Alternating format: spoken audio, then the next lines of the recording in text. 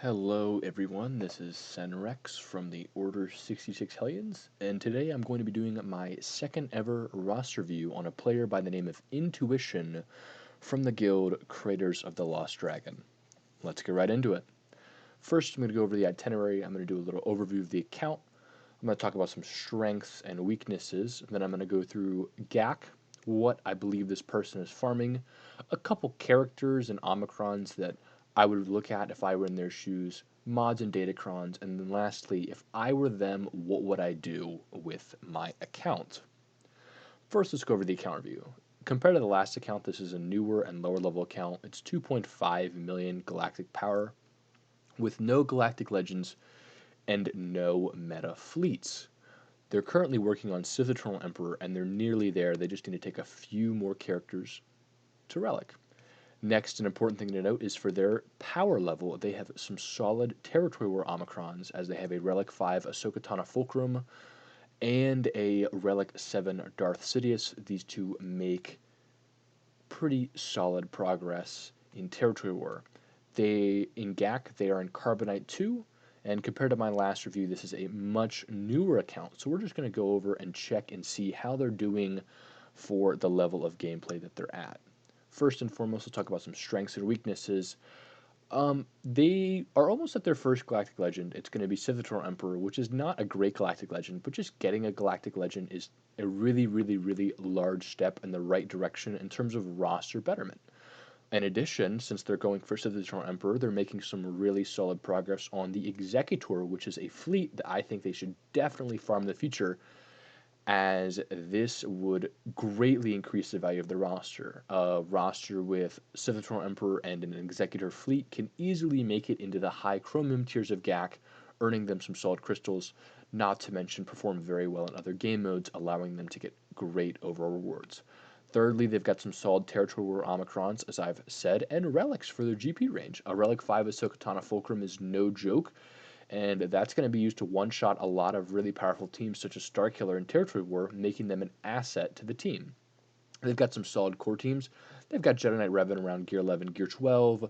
They've got their Imperial Troopers up. They have their Empire team up. So for a 2.5 million GP account, they've got some pretty solid core teams.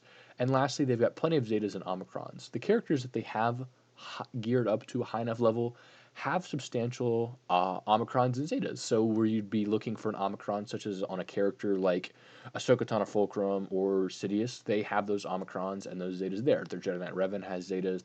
Their Darth Vader has Zetas. All of their characters that they've leveled up to a significant degree have their Zetas and Omicrons, making them as usable as possible. So let's talk about some weaknesses. They're not doing particularly well in fleets, and this could be rectified once they obtain Executor. They're scoring outside of the top 50, outside of the top 20, so they're not really seeing any of those crystal gains that you would ideally see. However, this is a new account, or a newer account, to a player who does not have a massive experience playing the game. So where they're at right now, top 200 in fleets, is actually not bad for a person playing the game for the first time around. Second, they're a little bit weak in GAC, even for their GP. I'm going to go over a few strategies on how they can improve this later in the video. Thirdly, they've got kind of some crappy relics. They've got their Death Trooper up to Relic, and then some of the Sith Eternal Emperor characters that they're relicking are not really ideal. So when you compare them to other accounts in their GP range, other accounts slightly will outperform them, as they're going to have maybe some better characters relic. So a lot of the Sith Eternal Emperor characters, as well as the Death Trooper, are not necessarily the best relics to have for a lower level account. Uh, Again, they're jumping around on their farms, which is, it's all right. They haven't finished their Jedi Knight Revan. They are between their Executor and their Sith Eternal Emperor, but they haven't quite finished everything. They've got their Kylo Ren up to Relic 4, which shows that they were probably interested in going for Supreme Leader Kylo Ren, but then once they relicked a couple characters and geared a few characters up, they switched to the Sith Eternal Emperor. This is not really what you want to see in an account, but if you're, just learning how to play the game or a lower level player, this is fine. It's just something that shows a little bit lack of focus, maybe not the best planning, which is, again, totally okay. Datacrons, they have no Datacrons whatsoever, so this is a big weakness. And then mods. But for lower level players, mods are often a weakness as they don't have enough time to farm up a high amount of effective mods. And I will say this account does a pretty solid job in the modding that they have. Their mod score for their GP is very good, but overall their mods are just not that great because a low GP, they just they just don't have the breadth of mods that you'd like to see out of a single player. Let's talk about GAC. So what's going on in GAC is they're winning regularly, even though they're getting outmatched by their opponents. They're going up, they're increasing progressively, and this is what we like to see. Now, in a lot of these matches that they're losing, they're simply getting matched up against opponents that they really have no chance of beating, because at an area where you only have, 15 to 20 relic characters, if your opponent's 15 to 20 relic characters that they have are hard counters to your relic characters, there's really nothing you can do. Also, being in Carbonite, GAC is absurdly unfair, as you can only put one squad per zone. So if your opponent has a brick wall team, that makes it infinitely more powerful, as there's nothing you can do to score banners against them other than just participate. So I'd say at a low GP, GAC is absurdly unfair. And there's not really any solid offensive strategies before you get a couple of Galactic Legends and a few Legendaries and the Executor. So at this point, I'd say just keep doing what you're doing. Just try your best. There's no pressure in GAC at this point, as really you're not likely to make it out of Carbonite until you have your first Galactic Legend or so.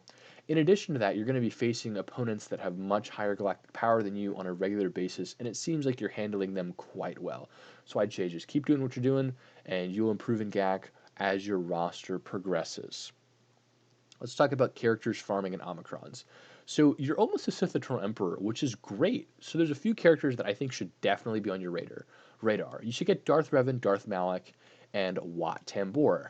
Your Sith Empire squadron that I have shown here looks like you're farming towards your Darth Revan and your Malak right now, which is very good because once you unlock Sith Eternal Emperor, you're going to probably want to use Darth Revan and Darth Malak with him as a very solid offensive team. Secondly, Wat Tambor. You have Wat Tambor at 4 stars. Simply applying the Zeta to him and gearing him up to gear 9 or gear 10 is going to make him an extremely effective combo with your Sith Eternal Emperor once you get him. In your GP range, you've got a few characters. Your Iden Versio is kind of a low level, and since you've relicked up a lot of your Imperial Troopers and a lot of your Imperial Troopers B squad, I should say as well, you should definitely get your Iden Versio up to higher gear level. Lastly, let's close off with your CLS and your Geonosians. You have Commander Luke Skywalker. I see no reason not to take him up to gear 12, gear 13, put a couple of Zetas on him, as just him alone with like R2-D2 and Chewbacca is going to make a very, very, very solid offensive and defensive team for your GAX. That's going to be a team that's going to be punching up and serving you well for a long, long time in your Star Wars Galaxy of Heroes journey. Lastly, your Geonosians. You don't have the Geonosian Brood Alpha. The Geonosians at a low level are a staple fleet that is good on offense and defense, as well as the Pago the Lesser Omicron is a brick wall in territory war, particularly at lower levels. Your guild is about 150 million galactic power, so that Pago Omicron is going to get tons of value and bring your guild a lot of value, as well as getting your guild Wat Tambor shards, which is going to be extremely helpful in overall guild growth.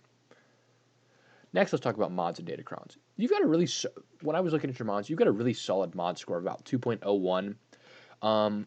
You're kind of in the middle phase. You're finishing, if I were in your position, I'd be about where you're finishing out collecting mods for mod challenges and just getting a large breadth of mods so that when you start working on more selective mod farming strategies, you're going to have the ability to equip your characters with the proper mods. So at this point in your farming, you should still be farming a little bit from those challenges, but you should also be transitioning into a more advanced mod farming guide. As around 2 to 3 mil GP is when I would recommend switching over to the mod farming guide that I have detailed in a previous video. I would highly recommend this mod farming guide once you get around 3 mil GP, as this point it looks like you are improving drastically with your modding every day and getting those good juicy speed secondaries. Secondly, Datacrons. I'd say at your level, you could really benefit from a few Datacrons. You get a free Datacron calendar every time a set comes out, as well as materials to take a Datacron up to level 6. On top of this, you can farm using the shard shop in order to get these Datacron materials. So I'd recommend getting, 3 to 6 Datacrons level 3 to 6, 3 to 6, 3 to 6 right there, to use in your GAC, and this could really, really, really help you brickwall your opponents on defense. You got that Trey Omicron. It looks like you're taking her up to gear 13. This, if you had a Trey Omicron level 13 with a Datacron, you would definitely be winning a lot more Grand Arena Championships. But overall, just having a few Datacrons to help out in Territory War, Arena, and GAC could never hurt you in the long run. If I were you, I've already said this, but you should definitely finish your Iden Versio, obtain your Darth Revan and Darth Malak, and slap a Zeta on that Wat Tambor. Um, Working towards Executor could only benefit your roster, as getting into the top 20 in fleet shards is not that difficult, particularly newer shards. And Executor is still extremely viable as long as your shard doesn't have any Leviathans, which most shards don't have Leviathans unless they're 3 to 6 years old, and I don't think your shard's that old. Lastly, do whatever makes you happy. I can see from your roster that you're highly investing in your Imperial Troopers, which, if that makes you happy, that makes you happy. So just work in whatever direction you feel like it, as I find this game the most enjoyable when you are working in a direction that you care about. I would On the don'ts, I would recommend stop working on the Imperial Troopers that kind of suck. You're to the point where you're relicking some characters like I said, Death Trooper. If you get to the point where you want to upgrade your Magma Trooper and take him to Relic, I'd say that's probably a good point to stop. Unless, of course, you really want to and you love those characters, then do that anyway. But I would just say taking some characters up to Relic that would be more versatile would probably help your overall roster. Thank you guys so much for watching. Just like this one, I'm doing some roster reviews. My goal is just to be helpful as well as not criticize the person too much. So if you're interested in one of these, comment your Star Wars Galaxy of Heroes.gg down below, and I'm going to be doing those as soon as I can. Lastly, guild plug, Intuition's Guild is recruiting, so if you're looking to join a lower level guild around the 150 million GP range that is extremely active and extremely proficient in Territory War, their guild will be linked in the description below. Thank you guys so much for watching, and have a great day.